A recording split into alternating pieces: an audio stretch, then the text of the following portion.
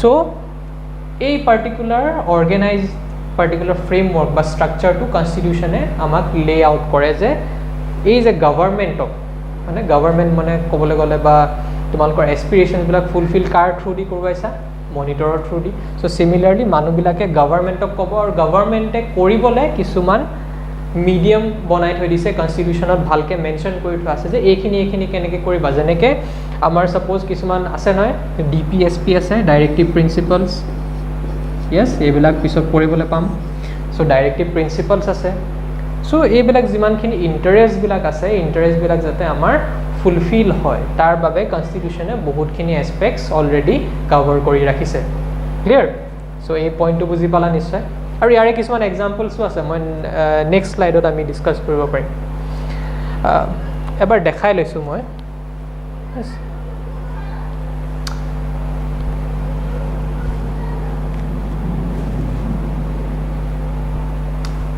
এইখিনি চোৱা যদি এইখিনিত ভালকৈ চোৱা এনেবলিং প্ৰভিজনছ চৰি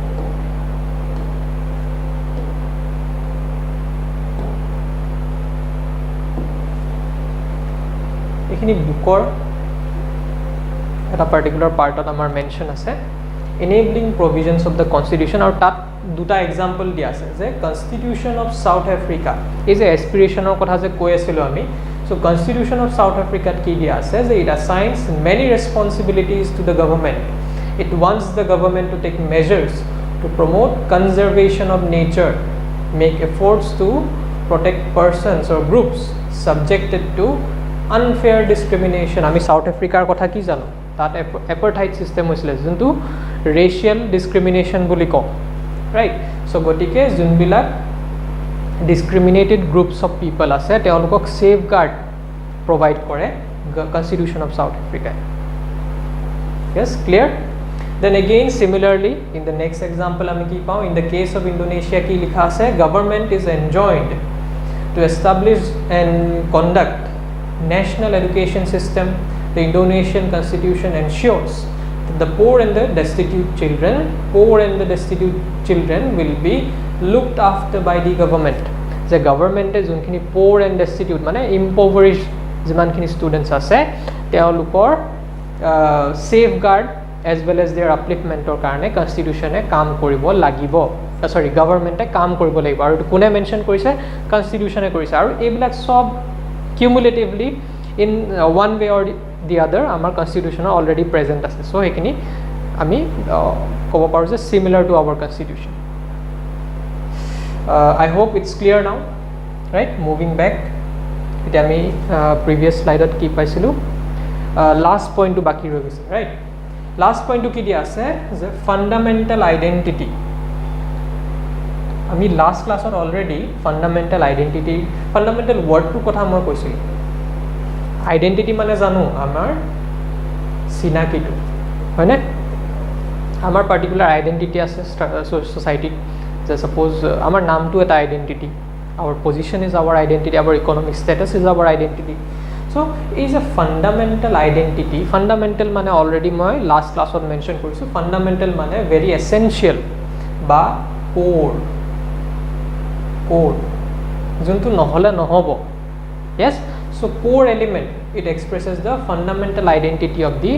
people yes এতিয়া সাবা ফান্ডামেন্টাল আইডেন্টিটি যদিও এটা পার্টিকুলার টার্মত আমি ফ্রেম কৰিবলৈ ট্ৰাই কৰিছো তোমালোকৰ বুকতো এটা পাৰ্টিকুলাৰ সাবটাইটেল হিচাপে দিয়া আছে যে expresses the fundamental identity of the people এটা ফান্ডামেন্টাল আইডেন্টিটি আন্ডাৰতে কিন্তু বহুতখিনি এসপেক্টস মাল্টিপল এসপেক্টস আমি কভাৰ কৰিব পাৰো yes সো এইখিনিৰ বাবে আমি স্লাইড টুলে যাব লাগিব যেনেকৈ এই ফান্ডামেন্টাল যোনটো মই কলো এই মাত্ৰ মেনশ্যন কৰিলো যে আমাক fundamental identity under the বহুতখিনি concepts আছে মই আন্ডারলাইন কৰি যাম আৰু তোমালোকেও I would request you to underline in your book itself যাতে এক্সামৰ কাৰণে যেতিয়া তোমালোকে পঢ়া যাতে চকুত পৰে পয়েন্টস খিনি yes কাৰণ এইবিলাক যদি শৰ্ট কোৱেশ্চনছ আহি যায় yes শৰ্ট কোৱেশ্চনছৰ কাৰণে তোমালোকে ইজিলি তেতিয়া এইবিলাক আনসাৰ কৰিবলৈ পাৰিব yes শৰ্ট কোৱেশ্চনছ বিলাকত আহে এইবিলাক yes okay so এতিয়া চাবা মই পয়েন্টস খিনি ফার্স্ট অফ অল হাইলাইট কৰি দিছো so first of all the particular paragraph is talking about a collective identity. So এইটো হৈ গ'ল first concept yes collective identity মানে সকলোৰে এটা গ্ৰুপ আইডেন্টিটি এটা যেনেকৈ আমি এক্সাম্পলটো যেতিয়া ডিসকাস কৰি আছিলোঁ তেতিয়া মই কি কৈছিলোঁ যে সকলো ষ্টুডেণ্টছক মই এটা পাৰ্টিকুলাৰ ৰুমত আহি যেতিয়া বহাই দিছোঁ তেতিয়া তোমালোকৰ কি হৈছে এটা পাৰ্টিকুলাৰ ষ্টেটাছ মই তোমালোকক মেনশ্যন কৰিলোঁ নে যে তোমালোকে সকলোৱে এই পাৰ্টিকুলাৰ সিলেবাছটোৰ কাৰণে একগোট হৈ বহি আছা এটেম্প কৰিবা yes ক্লাছ 11ৰ সিলেবাছটো কভাৰ কৰিবলৈ তোমালোকৰ সবৰ সেম ইন্টেনশন সেম গোল আৰু হেতু কাৰণে তোমালোকে ইয়াত আহি কালেক্টিভলি বহি আছা আৰু তোমালোকক মই আইডেন্টিফাই কেনেকৈ কৰিছোঁ identified you as the batch of class 11 এই 2023-24 এক্সামৰ কাৰণে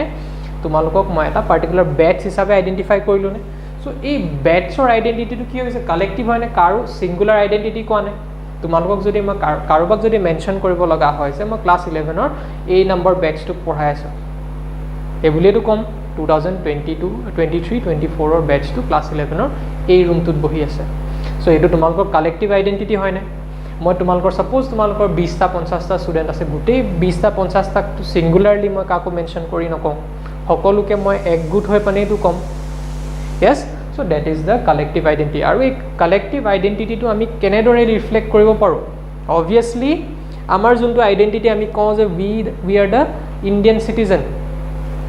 so is a কওঁ Indian তো আমাৰ collective identity হয় নে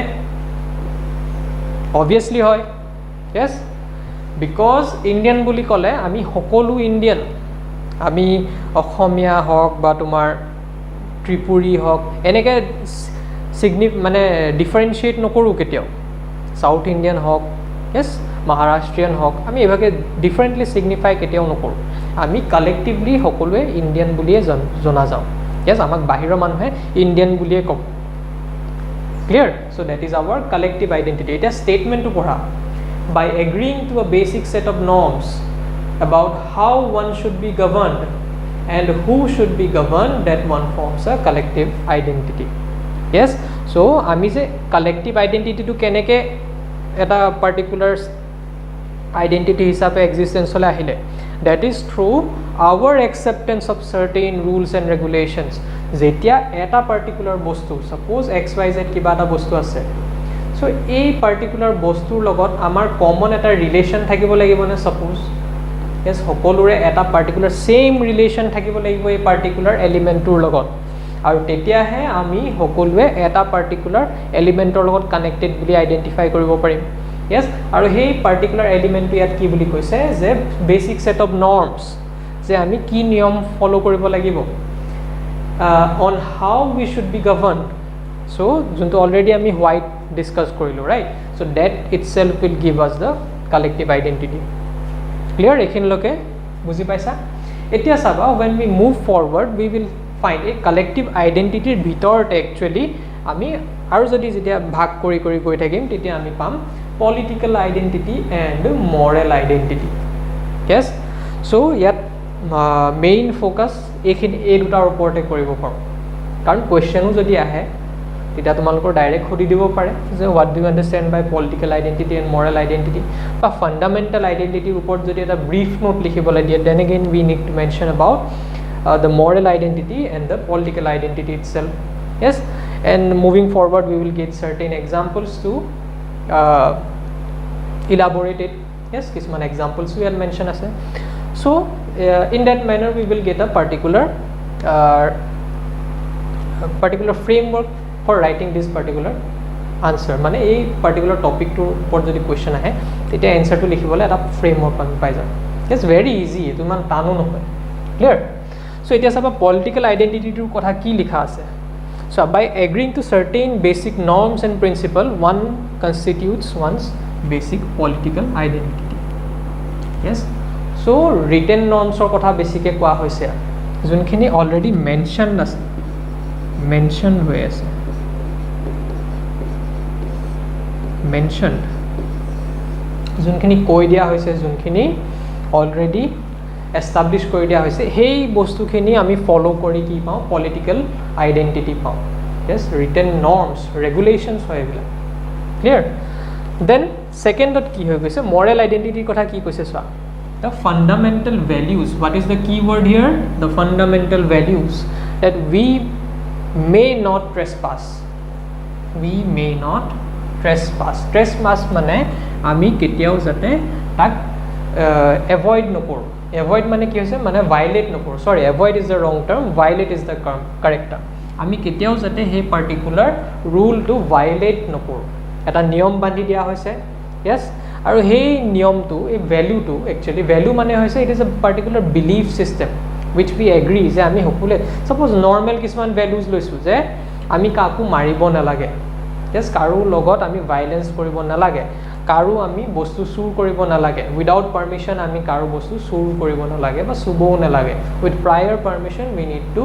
proceed with the particular communication, any kind of communication. Yes, so আমি permission লৈ ল'ব লাগে বা কাকো trespass কৰিব নালাগে যে কাৰোবাৰ ঘৰত নুহুদা নেমেলাকে সোমাই যাব নালাগে. এইখিনি basic values. Yes, so এই basic values বিলাক যাতে আমি কেতিয়াও violate নকৰো, এইবিলাক যাতে আমি কেতিয়াও তোমাৰ ক'বলৈ গ'লে আমি যাতে সেইখিনি নিয়মখিনি কেতিয়াও নেভাঙো. Yes, so এই particular যোনটো আমাৰ valuesৰ যোনটো stock of knowledge বিলাক আমি exist কৰি আমি uphold কৰি আছো সেইখিনি আমাক moral identity দিব.